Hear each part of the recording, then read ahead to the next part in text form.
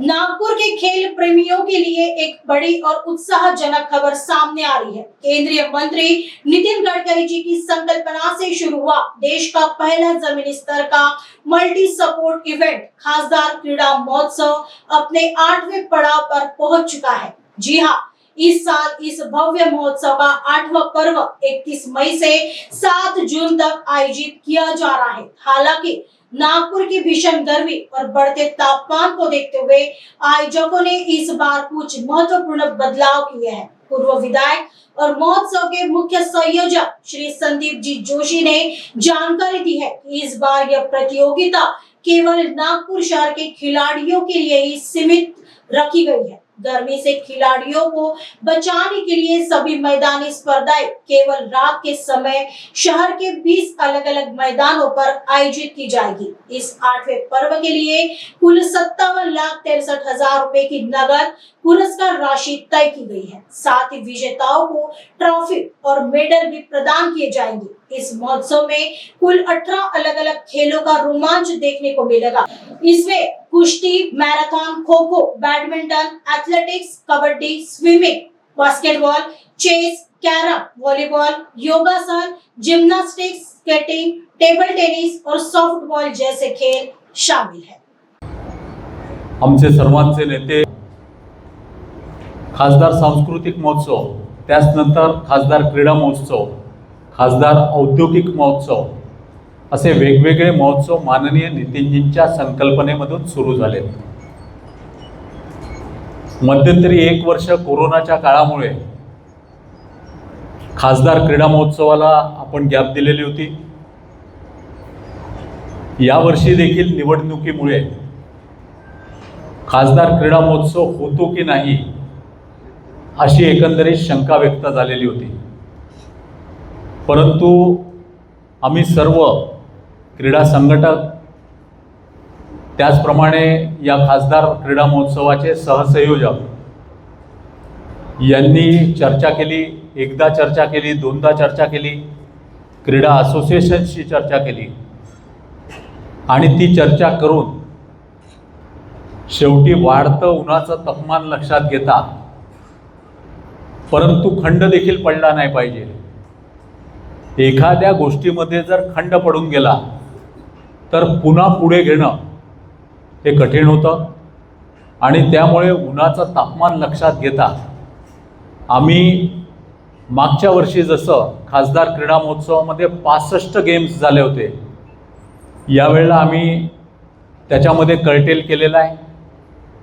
आम्ही 18 जणांची आमची टीम आहे, सहसंयोजक आणि मी स्वतः मिळून आम्ही 18 जणांनी 18 गेम्सची जबाबदारी घेतलेली आहे आणि यावेळी दिनांक 31 मे ते दिनांक 7 जूनपर्यंत आम्ही हा खासदार क्रीडा महोत्सव माननीय नितीनजी गडकरी यांच्या मार्गदर्शनातून आम्ही करण्याचं निश्चित केलेलं आहे।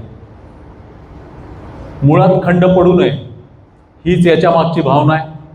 हे होत असताना उन्हाच्या तापमानामुळे खेळाडूंना कुठल्याही प्रकारचा त्रास सहन करावा लागू नये, अडचणीचा सामना करावा लागू नये, यामुळे हा खासदार क्रीडा महोत्सव मर्यादित 18 गेम्सचा, त्याचप्रमाणे सकाळी 6 ते संध्याकाळी 6 पर्यंत कोणत्याही पद्धतीचे गेम्स न घेता केवळ उद्घाटन 31 तारखेला सकाळी 5:30 वाजता मॅरेथॉन स्पर्धेने याचं उद्घाटन करावं यशवंत स्टेडियमपासून आणि 7 तारखेला देखील याचं समापन हे सुरेश भट सभागृहामध्ये सायंकाळी 7 वाजता करावं असं निश्चित केलेलं आहे।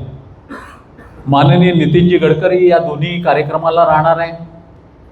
काही खेळाडूंशी, काही सेलिब्रिटींशी देखील आमचं बोलणं सुरू आहे की त्यांनी देखील या स्पर्धांमध्ये कुठल्या ना कुठल्या दिवशी उपस्थित राहावं।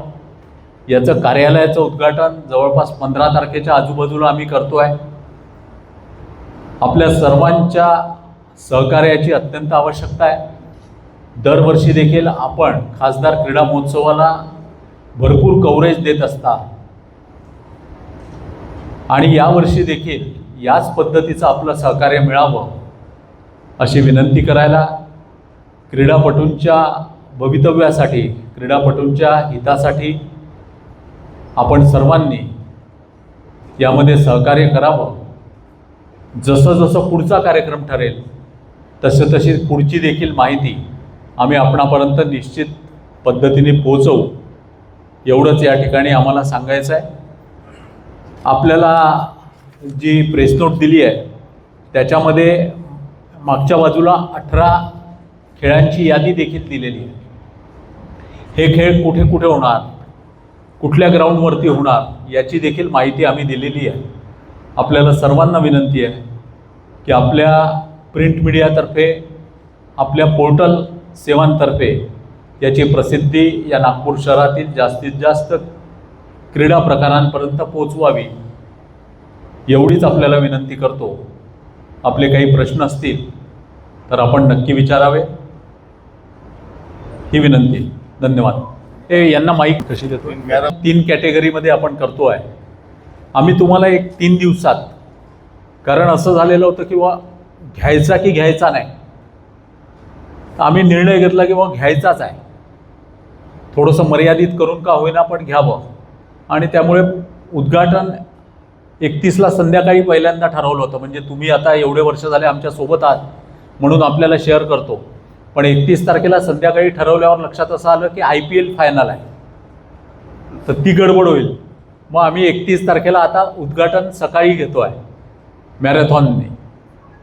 तर आता ते सर्व आम्ही ठरवतो. 1-2-3 दिवसात हळूहळू आम्ही आपल्याला सर्व माहिती देऊया.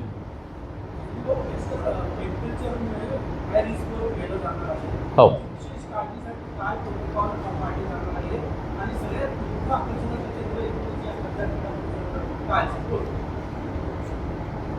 टेम्परेचर लक्षात घेता मी जसं म्हटलं की टेम्परेचरमुळेच आम्ही याला एक तर मर्यादित केलं आहे. टेम्परेचरमुळेच आम्ही संध्याकाळी 6:30 पर्यंत कुठलाही क्रीडा प्रकार घ्यायचा नाही हे निश्चित केलेलं आहे. याच्यामधले काही इव्हेंट्स देखील आम्ही कमी केलेले आहे. आणि टेम्परेचरमुळे पिण्याच्या पाण्याची संपूर्ण व्यवस्था व्हावी, वैद्यकीय व्यवस्था प्रत्येक ग्राउंडवरती उपलब्ध राहावी. मग त्याच्यामध्ये ग्लुकोजची व्यवस्था असेल, इलेक्ट्रॉल पावडरची व्यवस्था असेल, त्या दृष्टिकोनातून व्यवस्था करावी.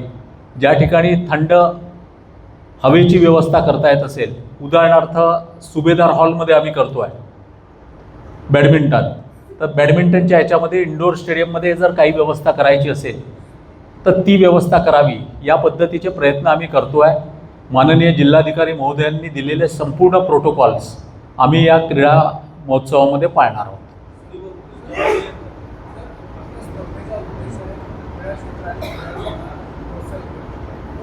पत्रकारांचं मला असं वाटतं की मागचे 6-7 वर्ष झाले हाच विषय आपला नेहमी आपण लावून धरत असतो आणि हा योग्य विषय आहे. अनेकदा स्पर्धांमध्ये जे रेफरी असतात किंवा बाकी संयोजक जे असतात त्यांच्या माध्यमातून आमच्यापर्यंत माहिती मिळत नाही. यावेळेला आम्ही देखील त्यामध्ये सुधारणा काही करतो आहे. 18 गेम असल्यामुळे मला असं वाटतं की आम्हाला देखील ते कंट्रोलमध्ये राहणार आहे आणि त्यामुळे यावेळेला आम्ही त्याची खबरदारी घेऊ. यावेळेला अजून एक सांगायचं आहे की या स्पर्धा ज्या आहे या आम्ही शहरस्तरीय घेतो आहे. म्हणजे जे गजानन उमाठे यांनी विचारलं की मागच्या वेळेला आम्ही विदर्भस्तरीय काही स्पर्धा घेतल्या होत्या, जसं कबड्डी होतं, ॲथलेटिक्स होतं, खो खो होतं, मला असं वाटतं महाराष्ट्राची बास्केटबॉल स्पर्धा होती.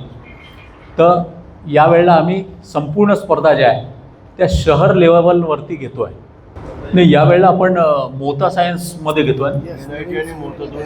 हां, NIT आणि मोता दोन्ही हे करणार आहोत. मी तिथे एकदा NITच्या अधिकाऱ्यांशी बोलून तुम्ही जो प्रश्न केला आहे त्याच्याबद्दल विचारपूस करून सांगतो.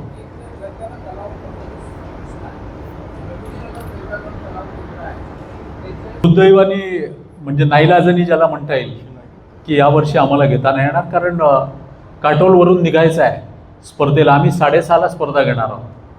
तर त्यांना येणं जाण्याकरता 50 किलोमीटर, 40 किलोमीटर, रामटेकवरून 50 किलोमीटर कापून यावं लागणार आहे अंतर.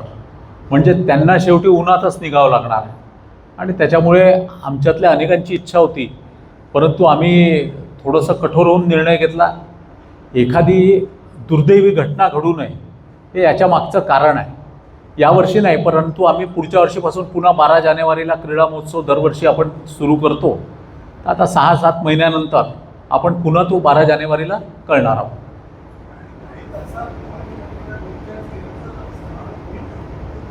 काय